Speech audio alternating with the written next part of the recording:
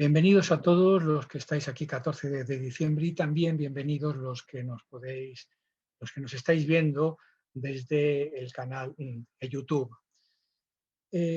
Como decía Laura, pues ya la asociación ya ha celebrado 3 conferencias. La primera de Ricardo Fernández Romero, que habló a propósito de su libro El mercader de imágenes y, en el fondo, a la vista, el libro ultravertebrado de Ramón como resumen de su obra, ¿no? La segunda de Eloy Navarro, que aprovechando las circunstancias habló de Ramón confinado.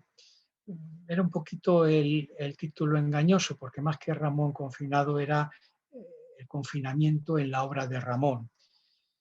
Y la tercera de Lauriane Lallé, que fue en octubre pasado, son conferencias trimestrales en abierto, siempre en Zoom, que habló del despacho ramoniano como espacio de creación. Y habló también aparte del despacho ramoniano, de Schwitters y de Víctor Hugo.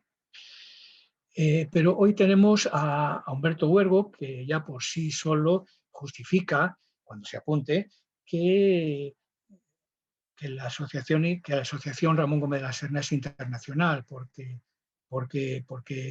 él ha nacido en Cuba, su familia se exilió en México, vivió la primera juventud en Puerto Rico, la segunda y la madurez en Estados Unidos, y siempre me atrevo a decir, o por lo menos de mucho tiempo a esta parte, aparte de todo, con un pie en España.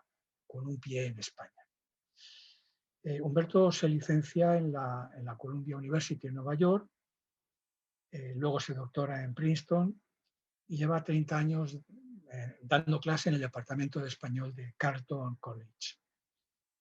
Según sus palabras, porque le pedí que me diera pistas para poder hablar de él, y no solamente lo que conocía, sino cosas un poquito más que nos sirvieran a todos. Pues su interés su interés intelectual, digamos, se mueve entre el barroco y las vanguardias históricas, pero va y viene, y según sus palabras, y con permiso para que lo diga, no respeta mucho los límites, digamos, convencionales o cronológicos o territoriales, o para simplificar y para englobar todo, académicos. Así es que se mueve con libertad y va tanto de Góngora a Moreno Villa, o al cine, o a la arquitectura, o a la fotografía, o a Ramón, o a Tintoretto. Y si antes decía que tiene un pie en España, es porque, y lo voy a decir porque es importante y es muy bonito, lleva un programa desde hace 20 años que trae a los alumnos de sus universidades, un grupo escogido, 20 o por ahí, ¿no, Humberto? A pasar el otoño, el último trimestre del año, septiembre, octubre, noviembre, y diciembre, no sé, más o menos, completamente en Madrid, porque sabe que aunque se estudie o se mire, este tema queda un poquito apartado, y lo que el viejo mundo y las viejas ciudades pueden aportar a los estudiantes jóvenes en unos años de formación es importante. No que lo estudien y que lo lean, sino que lo vivan. Y los pasea por Madrid y les obliga a sumergirse un poquito en la vida de la ciudad. Y nada más. El título de la conferencia de Humberto es El relámpago acusador, Ramón y la fotografía. No sé yo si me he traído el libro o no, pero el año pasado, hace 2 años, publicó un libro en Casimiro, que es el que está mostrando Laura, El desahucio a la vista. Cuando quieras, Humberto, puedes empezar. Y muchas gracias por estar aquí. Muchas gracias, Juan Carlos, y gracias a todos. Y lamento haberme perdido las primeras 2 charlas. La verdad es que no se imaginan cuánto me alegra poder hablar con amigos o entre amigos y además conocedores de la obra, expertos en la obra de Gómez de la Serna, mucho más que yo, realmente, que Juan Carlos no lo dijo, pero fue un interés tangencial como llegué a a Gómez de la Serna y no soy experto en su obra, soy experto en la fotografía y entonces en relación con él. La verdad es que podría hablar por 3 días, así que voy a ir muy rápido, muy apretado, a ver cuánto me da tiempo de abarcar. Primero quiero que entiendan un poco de dónde surge el libro sobre Ramón, la idea general del proyecto.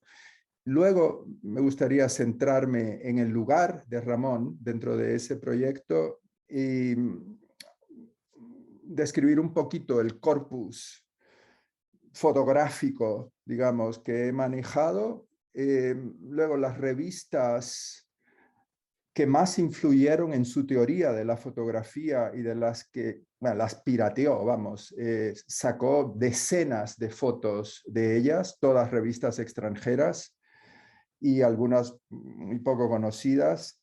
Y luego al final exponer algunas de las ideas, de sus ideas acerca de la fotografía.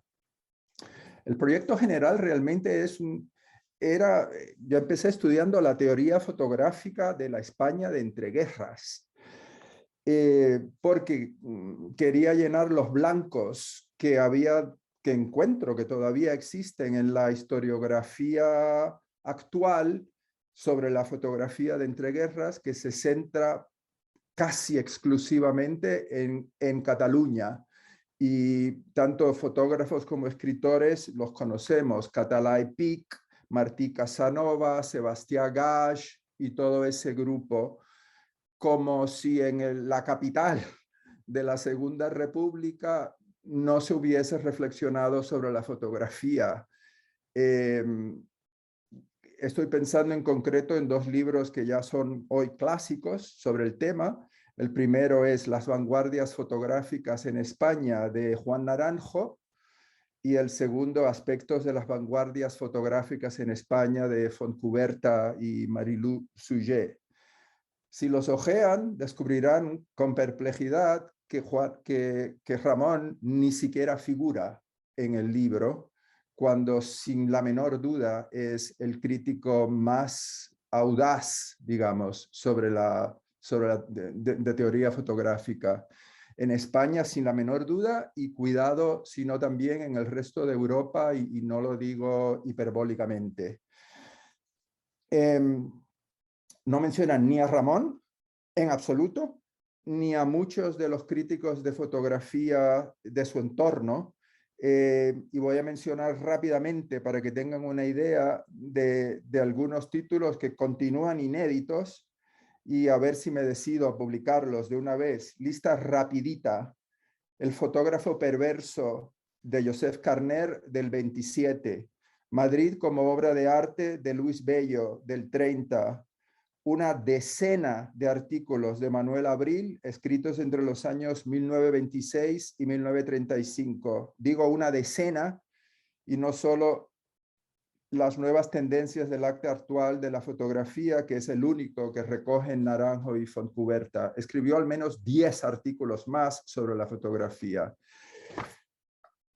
La nueva cultura óptica del libro del 1930 del judío alemán Máximo José Kahn. José Kahn además está a cargo de la sección de literatura alemana del diario El Sol, y lo que reseña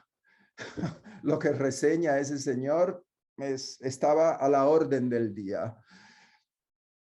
La ley de la sublimación del objeto del 1928 y El arte y la máquina del 35 de Jiménez Caballero, entre otras muchas referencias a la fotografía que voy a mencionar más adelante.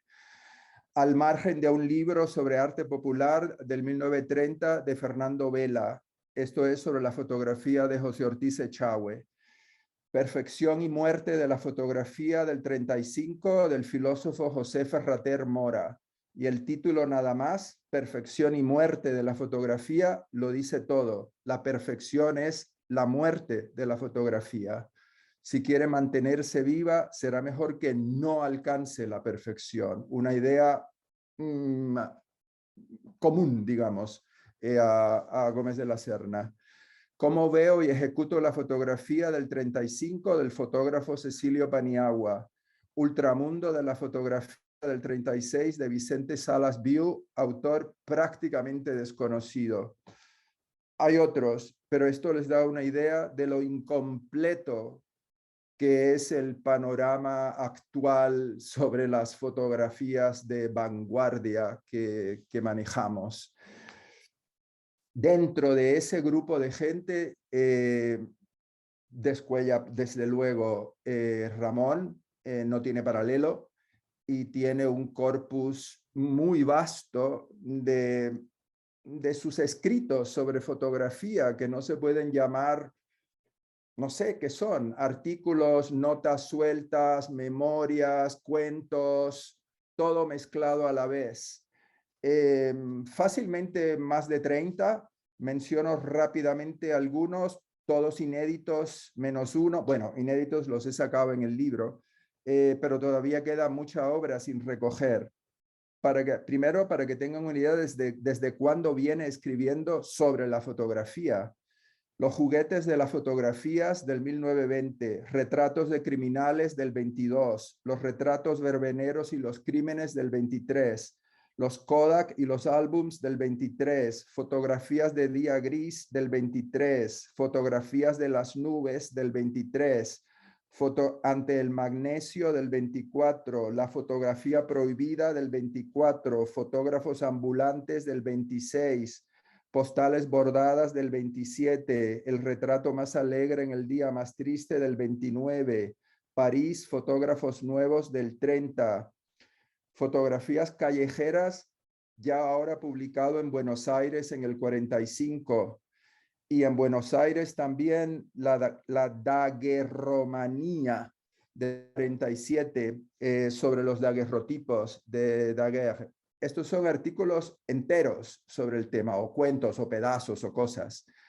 Además de eso, he tratado de recoger en el libro los cientos de referencias sueltas que hace a la foto. Y bueno, y eso es un poco el corpus general sobre el que he trabajado. Revistas. ¿De qué revistas se sirvió, digamos, para extraer gran parte de las fotos que conforman su torreón y fotos a las que alude en varios de sus artículos? Yo diría de muchas, por supuesto, y de todo tipo. No fotos, no necesariamente fuentes artísticas o nada de eso. Sacaba fotos de cualquier cosa. Pero yo subrayaría 3 revistas extranjeras que los historiadores de la fotografía española deberían estudiar mejor. Hasta donde yo he visto, no lo han hecho en absoluto. La primera, una revista alemana, Der Querschnitt, que significa corte transversal, donde Ramón publicó una veintena de artículos entre los años 25 y 31, traducidos al alemán, muchos de ellos, por su amigo Máximo Kahn. Desgraciadamente, de ahora en adelante tengo que compartir pantalla para que puedan ver las fotos. Bueno, esta foto que ven aquí, por ejemplo, es un dibujo de Ramón cuando tiene 14 años. Y representa, como ven, como una mujer al final del objetivo de una cámara. Está pensando sobre la foto desde niño, digamos. Sobre este cuaderno, el postal, creo que se llama, el postal, sí. Hay un estudio muy bueno de Eduardo Alaminos sobre que ha estudiado el tipo de dibujos con los que empezó a trabajar Ramón.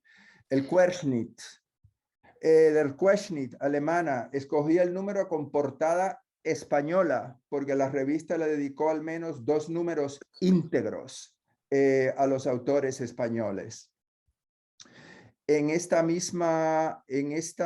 revista, por ejemplo, no solo colaboraba Juan Ramón, sino que aparecen fotos sobre Juan Ramón. Aquí lo tienen en una foto sobre la que voy a hablar más adelante.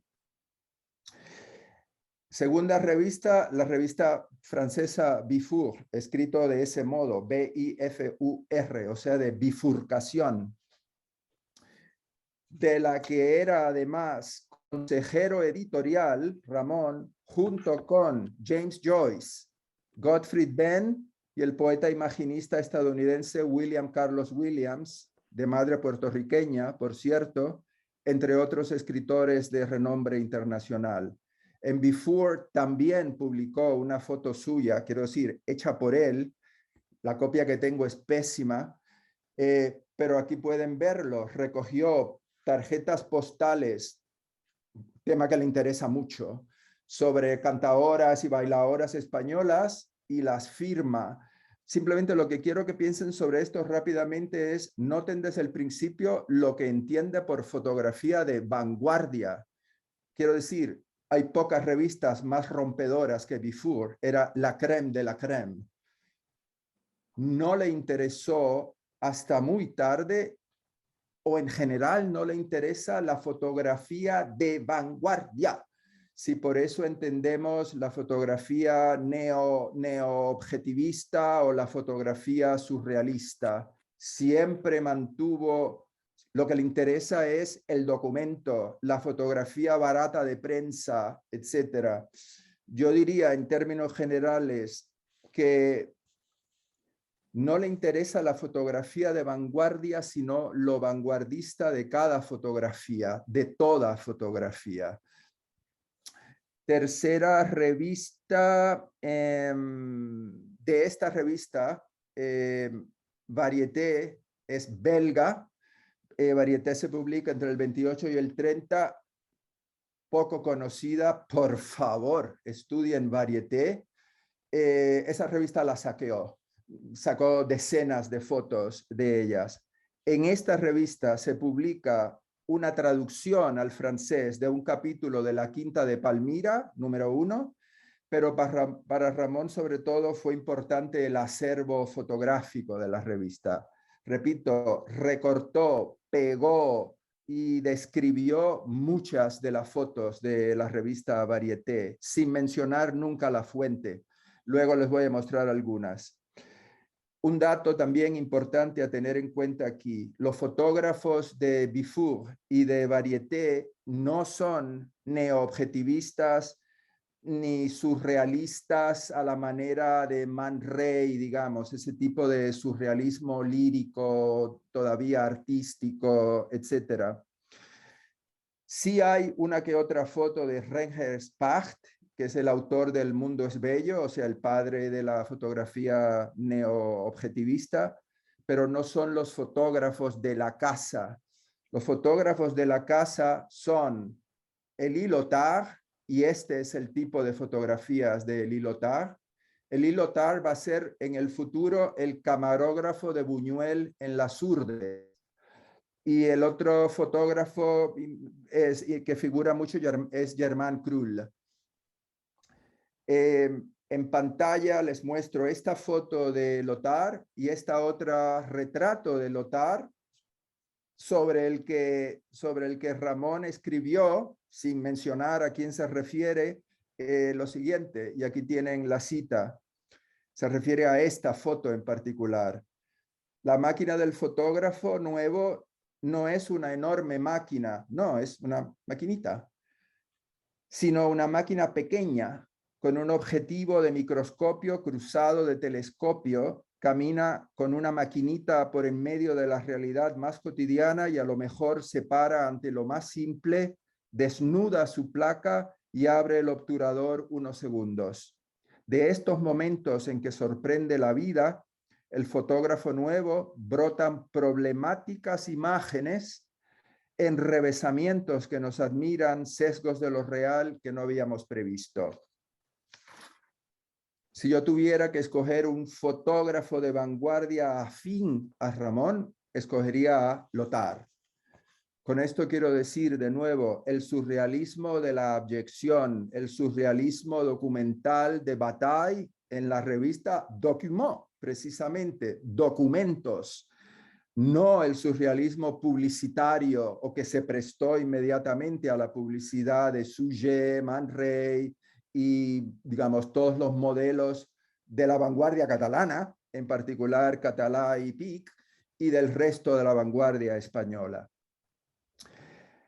Gómez de la Serna tira siempre para la fotografía documental sucia como esta foto, el famoso matadero de L'Îlotard, al que le dedica un artículo en el diario Luz sin mencionar nunca su nombre. El articulito se llama Botines de Ternera del año 33 y es una descripción fidedigna, digamos, de los pies de ternera descuartizada, como dice Ramón. Estas son sus palabras de la foto de L'Otard. L'Otard además estuvo en su estudio, esto lo recuerda el propio Ramón oblicuamente, sin mencionar su nombre en Automoribundia. Me imagino que no menciona el nombre porque pensaría que nadie sabe quién era L'Otard. Man Ray sí, pero L'Otard no. Ese no es un surrealismo para vender zapatos, digamos, ¿comprenden? El surrealismo de L'Otard no puede pasar a la publicidad. El encuentro personal, quiero decir, de Juan Ramón con L'Otard se debió de producir en el año 33, fecha de publicación del artículo Los Botines de Ternera, porque es el año cuando L'Otard se hallaba en España recogiendo material y firmando el material de las Urdes de Buñuel. L'Otard, aunque nació en París, es de padres rumanos y se ve que congeniaba muy bien con los españoles, con Buñuel, con Gómez de la Serna, etc. Estas tres revistas, diría yo, Der Querschnitt, Dufour y Variété, ejercieron una enorme influencia no solo en Ramón, sino en toda la vanguardia española. Les voy a citar nada más la reseña de Gómez de la Serna, de Jiménez Caballero para la Gaceta Literaria, reseña no recogida tampoco en las antologías de Naranjo y Fontcuberta, que les demuestra cómo están al día, vamos, sale el número y ya ha llegado a Madrid y ya lo han leído. Esta es la cita. Se va imponiendo la revista de espíritu nuevo, contemporáneo. La poseía Alemania en su Querschnitt, Italia en su Novecento, Gómez de la Serna también publicó en Novecento, pero no es una revista desde el punto de vista gráfico interesante. Bélgica en sus Variétés. Ahora aparece Francia con su Dufour, es decir, acaba de aparecer Dufour y ya la están reseñando en la Gaceta Literaria. Estas revistas de apariencia frívola e intrascendente son, sin duda, los documentos más fundamentales de la época. Están hechas a base de eso, documentos gráficos y poéticos, sobre todo gráficos, o sea, fotos. Son el trasunto del cinema a la literatura. Una foto documental de estas revistas suele valer por volúmenes enteros de poemas. Toda la vida actual, la más fina y profunda, palpita en ellas. Trabajo, negocio, urbes, campos, cinema, poesía, deporte, discos, folclore, automóviles, noticias, viajes, etc. Tomen nota de la palabra documento, insisto en esto, fotografía documental, no fotografía artística, fotografía de apariencia frívola e intrascendente. Estamos en el año 1929. En el año 1930 vuelve a escribir esto. Tampoco han recogido la cita. El Querschnitt es una auténtica revista mundial.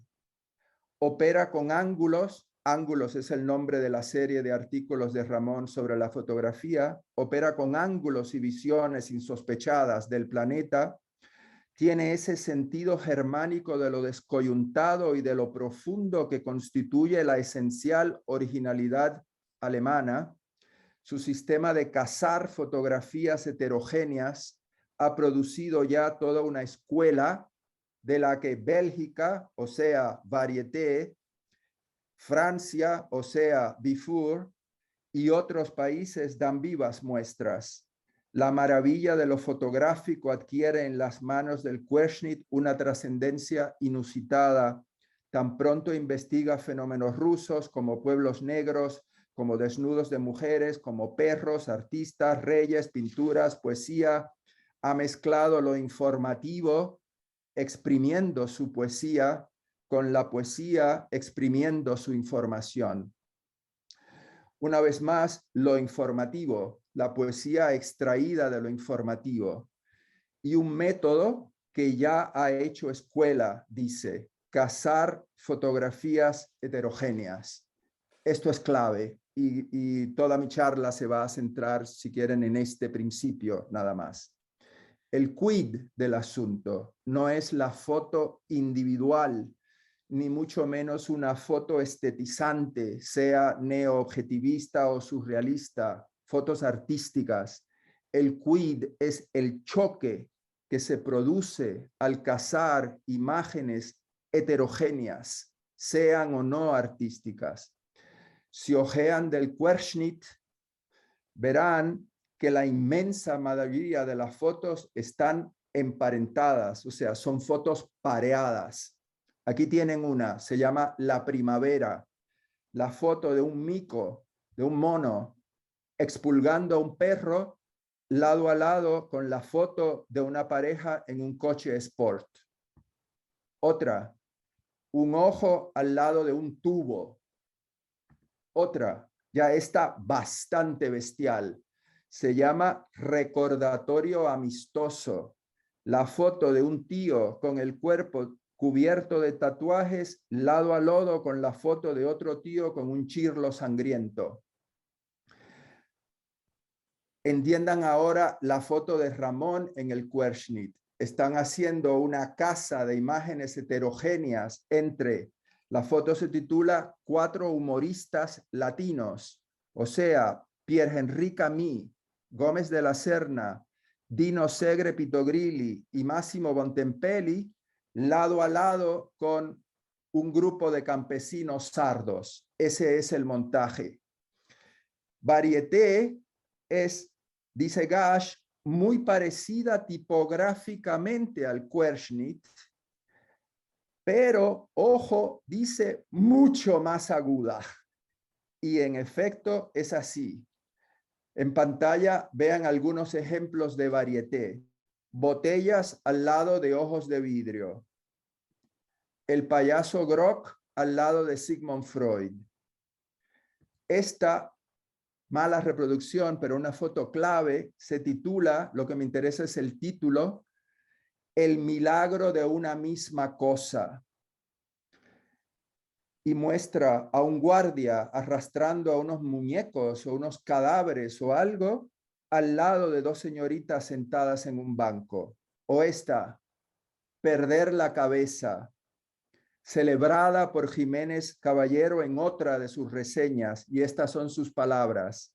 ¿Cuánta poesía plástica valen esas composiciones de varieté, ordenadas como poemas, que se llaman La melancolía de las ciudades, Perder la cabeza, Así va el mundo, El hombre en el paisaje, etcétera? En efecto, son todas fotos de varieté. Como habrán advertido, el milagro de una misma cosa no radica en ninguna de las 2 fotos por separado, sino en que siendo completamente diferentes, esa diferencia se disuelve y momentáneamente parecen la misma cosa.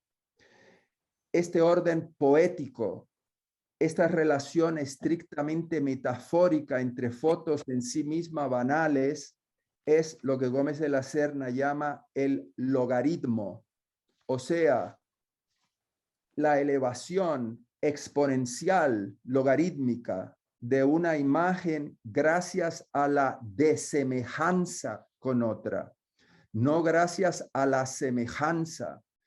Comparar cosas semejantes no dice mucho. Gracias a una desemejanza semejante. Siempre tiene que sorprender una semejanza en el interior de una desemejanza que la niega, y gracias a esa negación la eleva exponencialmente o la eleva logarítmicamente. Las fotos se parecen porque no se parecen. El parecido surge de ese no, de esa negación entre ellas. Ramón lo explica con más lucidez que nadie. De hecho, le dedica un artículo entero al tema. Estas son sus palabras. La imagen de una sola cosa ya no quiere decir apenas nada.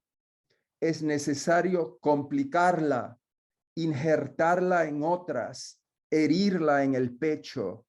El acierto es una cosa ciega que responde al tropiezo que las imágenes tengan en bandas lejanas del espíritu, a la simpatía de lo secreto. Importante, clave, digamos. La semejanza es una cosa ciega. Toda la teoría de Ramón acerca de la fotografía, teoría en la que llegó muy, muy lejos, más lejos que ninguno de sus compatriotas, sin la menor duda, descansa en esta idea, un golpe de carambola en bandas lejanas del espíritu. Ese punto ciego y seductor, donde, en efecto, una orquídea y el interior de la boca de un tigre coinciden instantáneamente. Quiero decir, coinciden sin coincidir, se parecen porque no se parecen.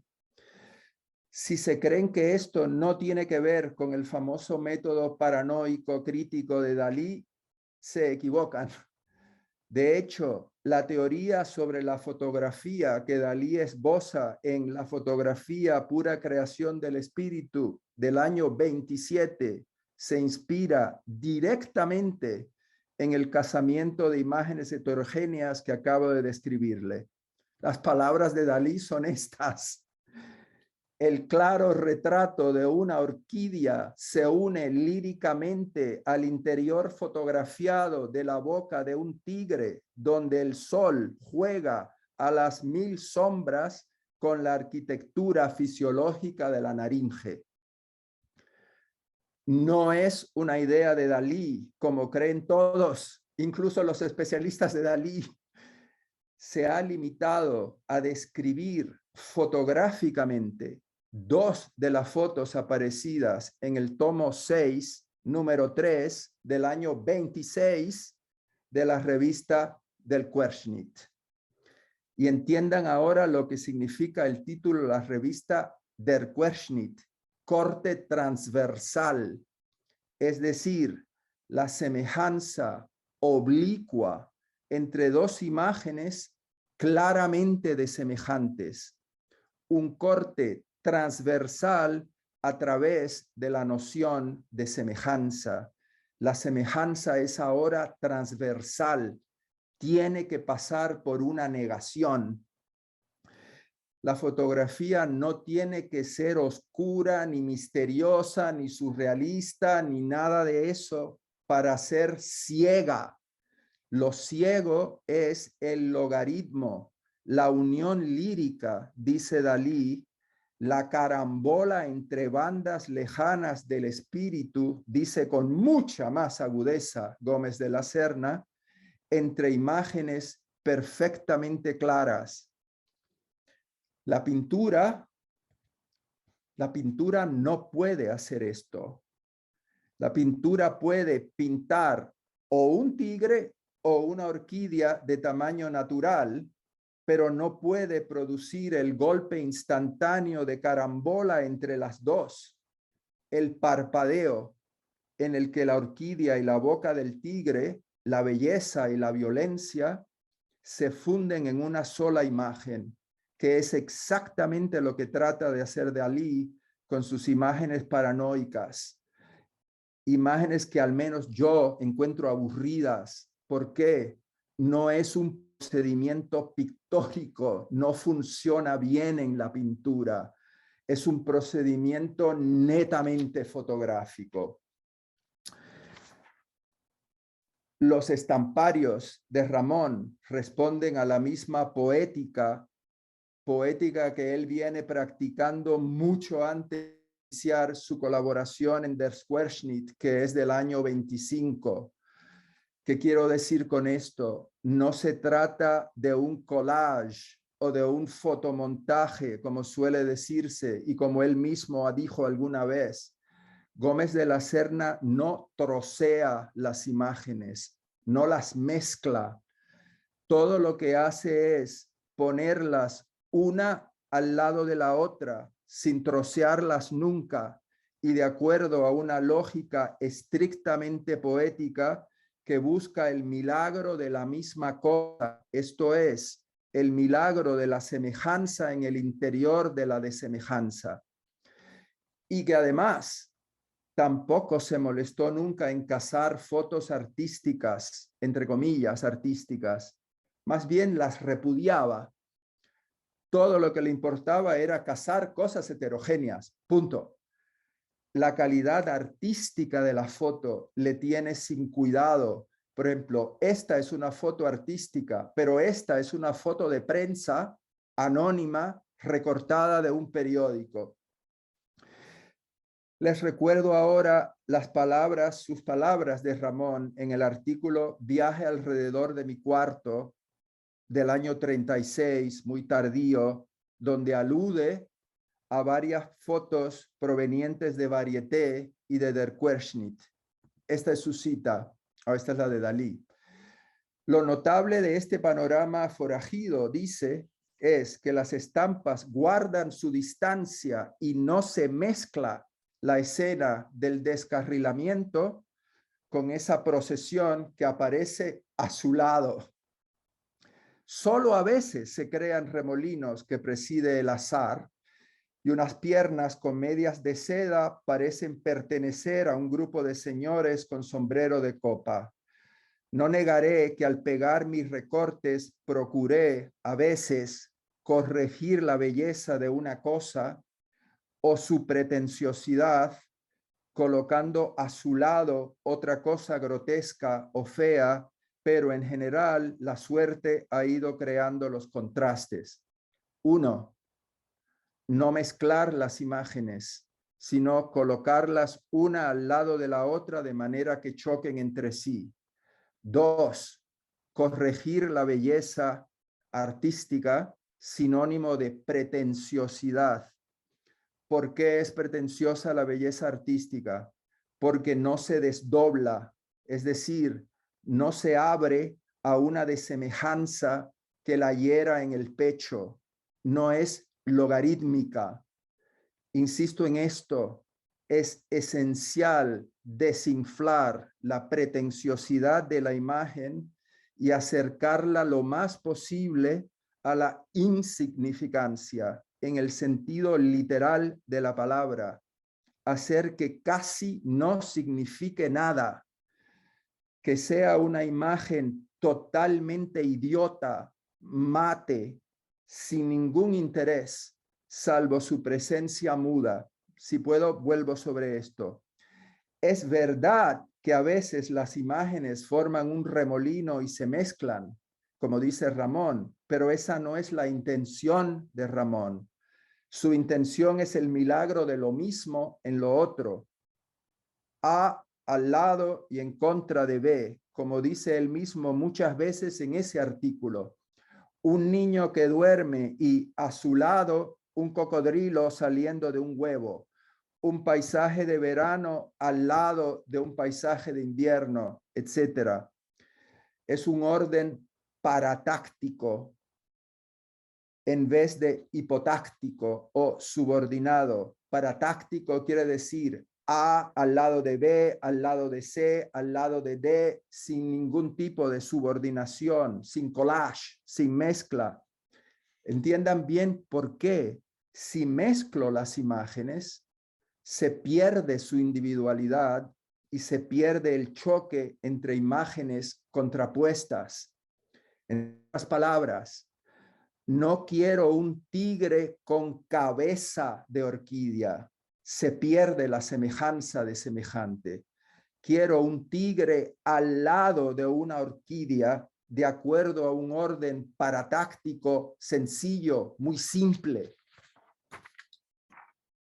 Respecto a las fotos que ha mencionado aquí, las fotos de, que dice, las fotos de unas piernas con media de seda, se refiere en este caso a las medias o las piernas de Leonor Fini de Cartier-Bresson, reproducida a doble página en el diario Luz, donde desde luego Juan Ramón colabora. Las fotos provenientes de Variété son estas, son las que ven en pantalla. Primero esta, Los tejados de París de André Querté. La descripción de Ramón dice: un paisaje de París muestra la Torre Eiffel a través de la niebla como si fuese la Torre de los Sueños. Otra, el hipocampo, fotograma de la película El Jardín Marino, y justo al lado de ella, Charles Chaplin en City Lights. La descripción de Ramón es esta: unos hipocampos o caballitos de mar recuerdan el fondo marino de las aguas junto a un retrato de Charlotte en luces de la ciudad con la rosa de la melancolía en la mano. ¿En dónde está la carambola? ¿Cuál es el logaritmo? Mírenlo, pueden verlo. Descansa en el bastón de Chaplin, que remite transversalmente a la cola del hipocampo. Y de pronto se produce el milagro de la semejanza en la desemejanza, que es: Chaplin es un caballito de mar y el caballito de mar es Chaplin sentado en una banca que es un coral en una ciudad que es el fondo del mar, todo en un abrir y cerrar de ojos. ¿Por qué? Porque si lo miran con detenimiento, la semejanza de semejante se rompe y el milagro de lo mismo en lo otro desaparece. El parecido dura lo que dura un parpadeo, son siempre semejanzas parpadeantes. Por eso no funciona en pintura, se queda como fija la imagen. En este mismo artículo vuelve a citar la foto del matadero de Élie Lothar y noten lo que inventa. ¿Y esto qué es?, pregunta el falso entrevistador. Unas pezuñas de ternera colocadas en fila recién cortadas junto a la pared del matadero, responde Gómez de la Serna. Y ahora la semejanza oblicua. Y yo que creí que eran unas botas de caña clara esperando al limpiabotas. El entrevistador, desde luego, nunca dijo eso.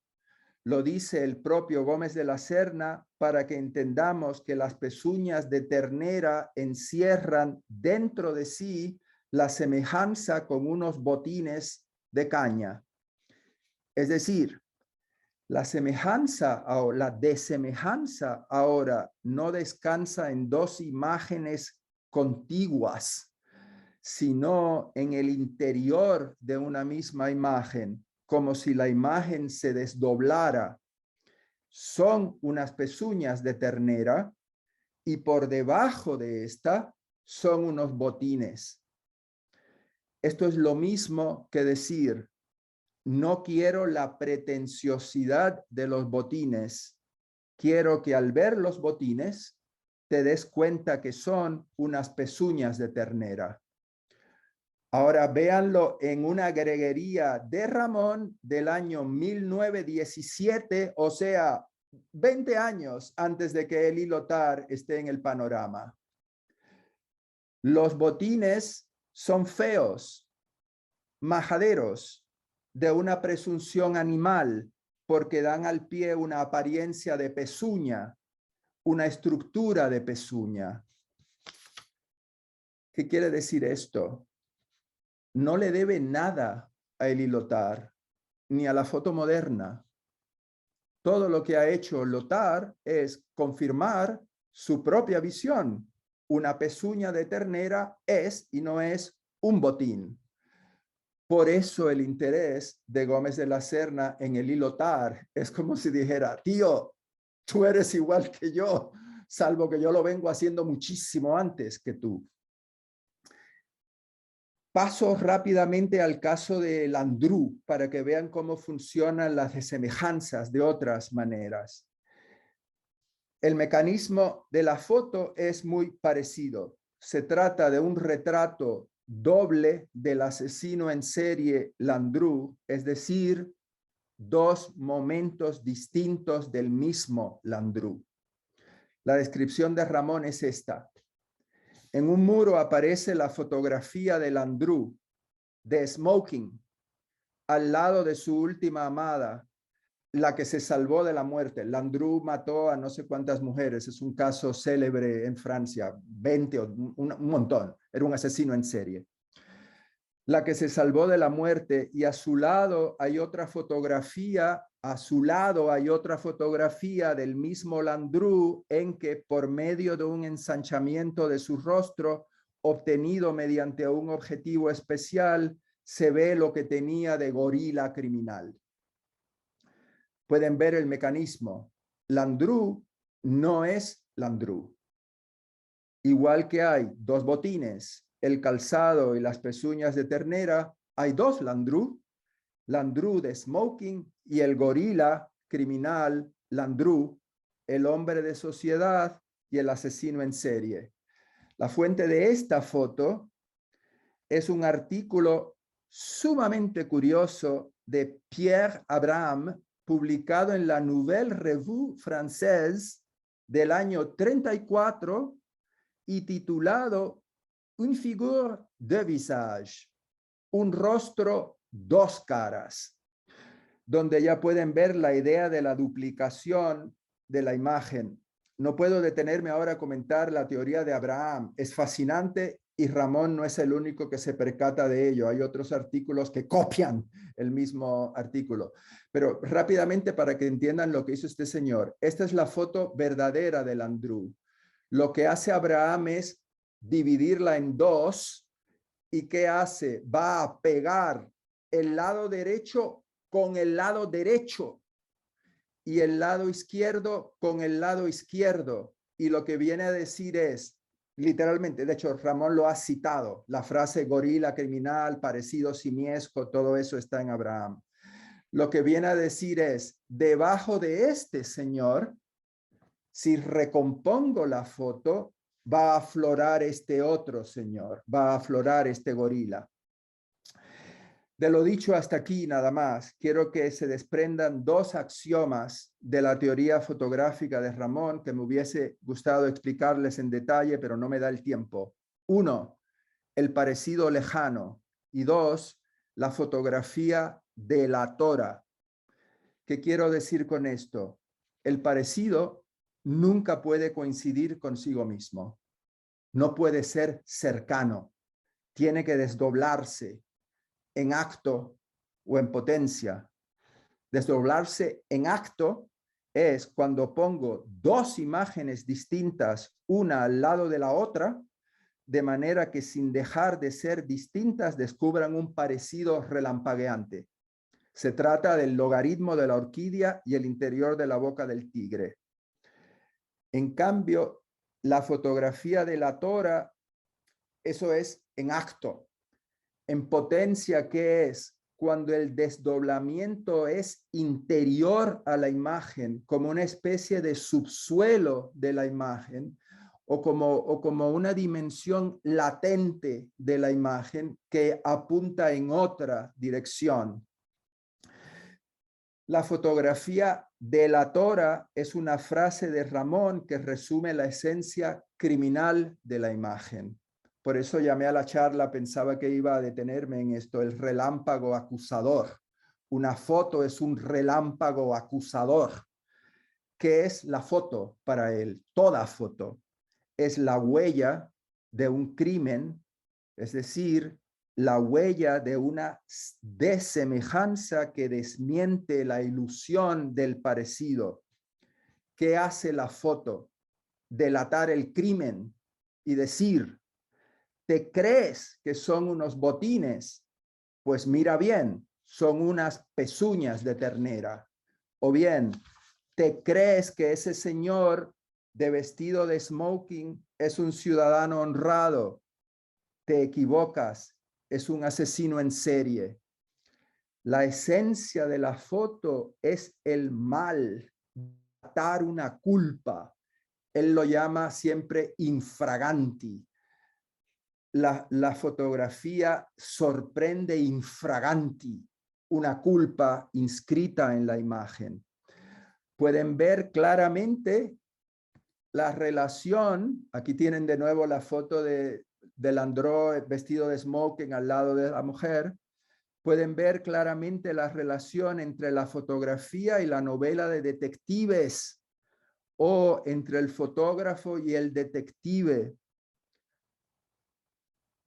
Noten ahora, les recuerdo rápidamente los títulos de algunos de los artículos de Ramón que mencioné al principio. Retratos de criminales, los retratos verbeneros y los crímenes, la fotografía prohibida, la fotografía delatora, el retrato más alegre en el día más triste. No solo le interesaba sobremanera la fotografía antropométrica, los retratos de criminales, esto es, lo criminal de todo parecido, sino que incluso los copiaba, los dibujaba con mi Kodak personal, como dice en el artículo. El dibujo es su cámara Kodak, digamos. El retrato más alegre en el día más triste, se llama uno de los artículos. ¿Cuál es el día más triste? El día del asesinato. Y el retrato más alegre, la foto de boda. Le interesa mucho la foto de boda. Quiero decir, le interesa mucho el doblez de la foto de boda que anuncia un crimen que está por ocurrir. ¿Qué quiere decir esto? Que la foto de boda encierra ya la prueba de un crimen que solo se cometerá años después. La foto es la huella de un crimen que todavía no ha ocurrido. Su esencia es el mal. Noten cómo lo dice Ramón. Muchas veces esa fotografía, la fotografía de la Torah, es la del día de bodas y se ve lo inútil de los juramentos y el comienzo de un destino misterioso que es el matrimonio. Luces nuevas caen sobre el grupo en la cámara del señor muerte fotógrafo y se ve que muchas veces es comienzo de un duro odio en el ceremonioso acto definitivo. Vista esa fotografía a través de los rayos X del saber del suceso, una vez que veas esa fotografía con los rayos X de lo que ha sucedido después, es decir, el momento en el que el hombre la ha asesinado, entonces te darías cuenta que el traje de novia era mortaja y el traje de recto paño del novio, traje de lutos criminales con apresto de traje de verdugo. Menciono rapidísimamente y termino con esto. 1. El fotógrafo es una alegoría de la muerte, el señor muerte fotógrafo. ¿Por qué? Porque al retratar a los novios el día de la boda delata su odio mutuo, odio que en el futuro se convertirá en un crimen pasional. El novio matará a la novia. En ese sentido, el traje de la novia no es solo un traje de novia, sino también una mortaja. Y el traje del novio no es solo un traje de novio, sino también el traje de luto del verdugo que la matará. La foto del día más feliz se desdobla interiormente en la foto del día más triste gracias al obturador del señor muerte fotógrafo. Voy a terminar aquí, si les parece, y podemos conversar un poco. Gracias. Gracias a todos. Dar enormemente las gracias a ti, todos los que habéis estado y nos vemos. Venga, adiós.